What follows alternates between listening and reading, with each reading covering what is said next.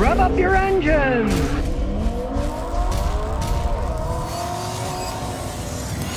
Today I'm going to talk about which is worse, full electric cars or hybrid electric cars. Now each have their benefits and drawbacks, but let's start with the hybrid electric car, because Toyota, they've been selling for over 20 years. They're the first mass-produced popular ones, where you have a gasoline engine and an electric motor, a big battery pack in the trunk. And of course now they have plug-in hybrids that you can charge them at your house too. I'm going to talk about that later, but for a pure hybrid electric car like a Toyota Prius, one gigantic drawback: they're exceptionally complex vehicles to build, to repair, to even understand how they work. It's all run by computers, microprocessors. You're driving on the road, the old ones, you start them up, it would run on the Atkinson cycle gasoline engine. When you brake, it would regenerate electricity to recharge the battery in the trunk. So you got two systems working, a gasoline engine and an electric motor.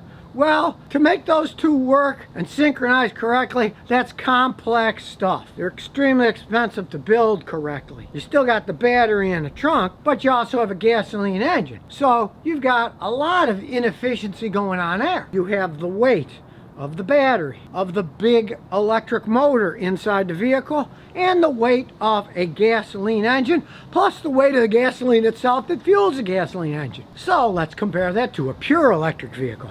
Pure electric vehicle, say like a Tesla, it has a battery pack and electric motors. You don't have the weight of an internal combustion engine. You don't have the weight of the gasoline. You have the weight of the electric motors and the weight of the battery. Now theoretically, an electric car is very simple. A battery, motors, and it drives like a toy car you had when you were a kid. You put batteries in, they run little motors, and away they go. Although the electric cars aren't that simple. Have DC, direct current batteries. They're big battery pack, anywhere from 2 to 400 volts. The motors that electric cars used to drive them are AC motors. Now Tesla's is technically a combination of AC motor and DC motor. It's very complex stuff. It's an induction setup. They have to convert that direct electricity into alternating electricity to run the alternating electricity motors. Now this might sound counterintuitive, because let's say you put direct current motors on the car, then you'd have direct battery, direct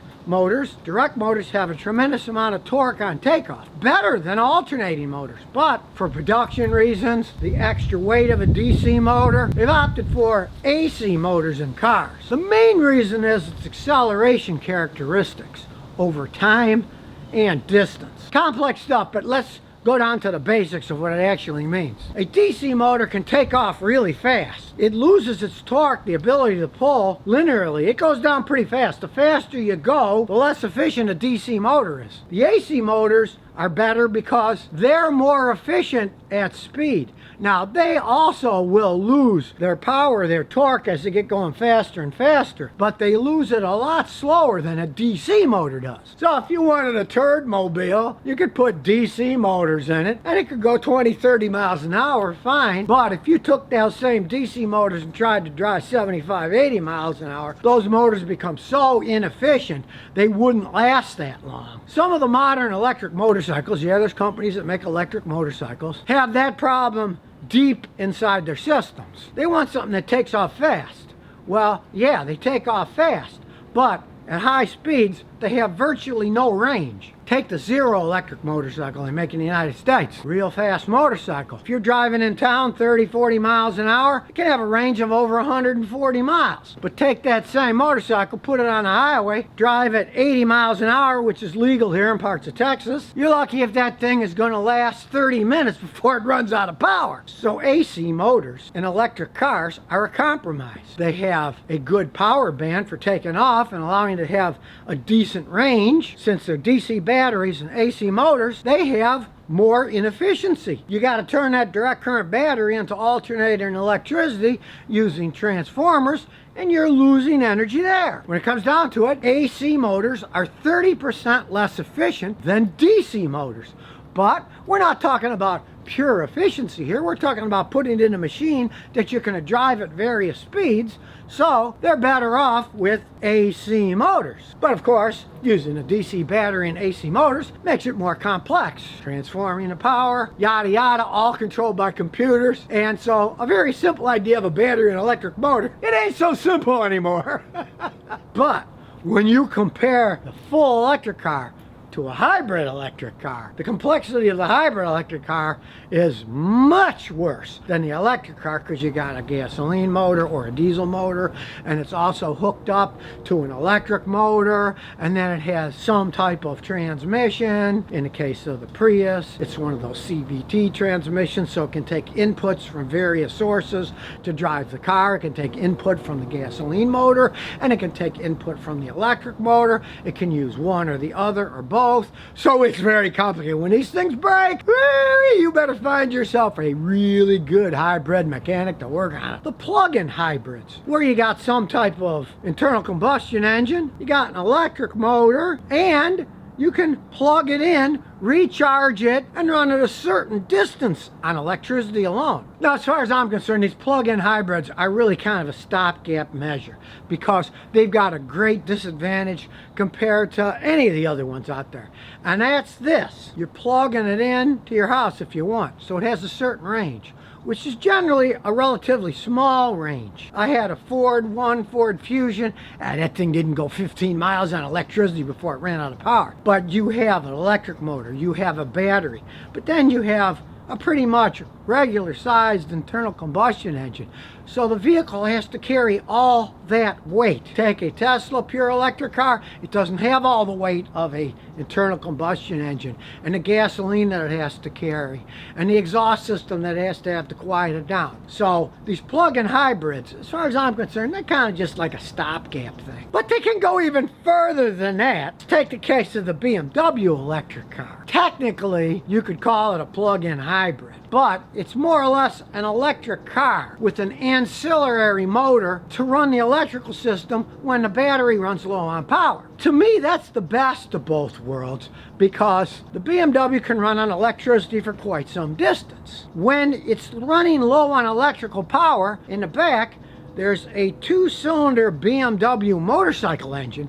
It then turns on. BMW makes very good motorcycle engines. As far as I'm concerned, I think their motorcycle engines are even better than their car engines. It's a lightweight engine, and what it does is it's hooked up to a generator, charges the battery so it can run the electric motors. And you can get another range of 60 to 80 miles from what they say. So if your electric BMW starts running out of power, that little motor kicks in, and then you can drive it 60, 80 miles. And if it really came push to shove, you could just keep filling that little tank up and go another 60 to 80 miles and keep doing that. And you could go ad infinitum to travel around. Hey, you get a break every 60 to 80 miles, what the heck? But if you use it for a regular commuting car and it's got enough range to go back and forth to work, you can use it as a pure electric car, not have to use the motor. And yeah, they're expensive cars. I mean, maybe somebody else will come up with one that's a lot cheaper. But the idea of that, to me, is more intriguing, because you got an all-electric car, you run out of electricity, you're stuck wherever you are. You cannot jump start a Tesla. An all-electric car cannot be jump-started.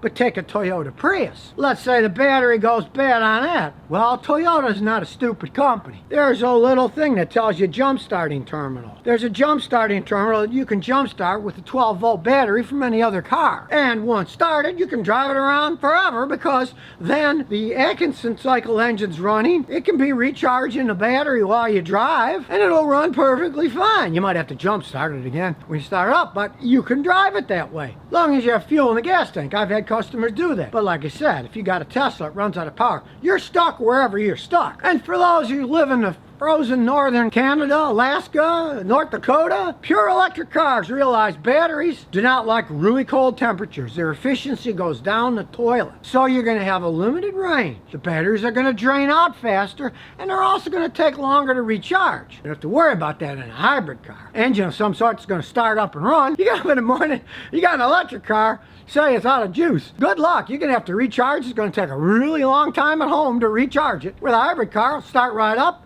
And if the battery is dead, you can jump start it with another car or a battery charger, and away you go. You can't do that with a full electric car. Now, the Chevy Volt was an electric car that also had an engine that could run it like the BMW, and that had a pretty much full-sized engine. And they're not even making them anymore, so I feel sorry for the people that went out and bought a Chevy Volt. You're buying cutting-edge stuff, don't be surprised if you get burned and end up buying the wrong thing. Take Tesla as an example. I had a customer who recently bought a used Model S. Original guy paid 120 something grand. He bought it used for $45,000 with only 15,000 miles on the clock. So what does that tell me? The resale value is horrendous.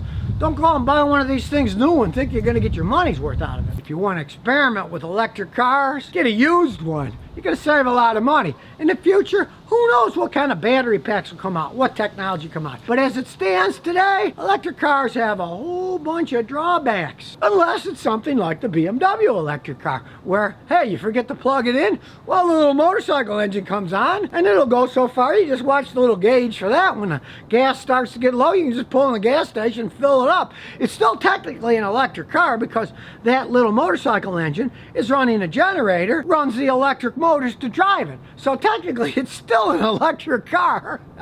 And as I said, if you live in a really cold climate, hey, I'd say nix to the electric car in the first place. If you did want to go with something, go with the hybrid car because, hey, it's still got a gasoline motor that you can jump start it if you need to. And you don't have to worry about, oh, I'm stuck, oh, and you run out of power on the highway, you're going to have to be towed somewhere with an all-electric car that runs out of juice. No, it's not that I'm totally against electric cars. They can have very good usage. Take even the electric semis. Pepsi just bought a bunch of them from Tesla. They know where it's going, what the mileage is. They know when it's going to be run out of power, so they can have the stations there so they can recharge them overnight. If you've got an actual business setup, electric can work perfectly fine in those frameworks. The problem of recharging them slowly, hey, that's not as big of a deal because they can set up supercharging stations where they know they need to recharge them. They're not plugging them into the 120 volts at your house. Hours and hours, and some of them would take a couple of days. And I have customers here in Houston that have electric cars and they love them. But you know what their daily commute is? Their daily commute is 3 miles to work and 3 miles back. Maybe it'll stop at the grocery store on the way back. So, in those kinds of conditions, and if you're the type of person who will religiously recharge your car at night and do it right, hey, you might be happy with an electric car. But as far as I'm concerned, as it stands today, with today's infrastructure or lack of for electricity, the price of electric cars, the range that they have, it's not such a hot idea to just think you're going to buy an electric car and it's going to serve you just as well as this 26-year-old Toyota Celica has served me. Let's face it, Americans want convenience. If you do buy a well-made hybrid electric car, like a Toyota Prius, it can serve you for 10 years or more easily, well over 100,000 miles, before they generally have any problems at all. And as I've explained before, yes, hybrid cars are very expensive to fix when they do get really old, and they're very hard to fix, they're very complicated, but you're not going to be working on one of these electric cars either. They're dangerous to work on because of the high electricity that's involved in them. Neither one of those are do-it-yourself repair vehicles. But at least now you know the difference between full electric cars and hybrid electric cars and hybrid plug-in electric cars, so you can make a logical choice. So if you never want to miss another one of my new car repair videos, remember to ring that bell.